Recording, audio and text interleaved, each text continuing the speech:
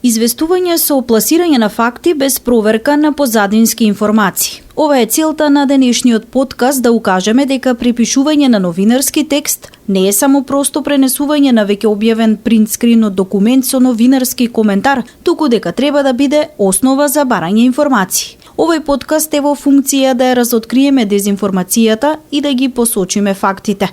Изминатата недела се соочивме со сензационалистички наслови за поделени премии во македонската фудбалска репрезентација меѓу членовите на управниот одбор. Во текстот, кој е наша цел за рецензија, новинарот дава своји забелешки и коментари кои воедно не се подкрепени со факти. Фактот е дека ФФМ има статут според кој управува.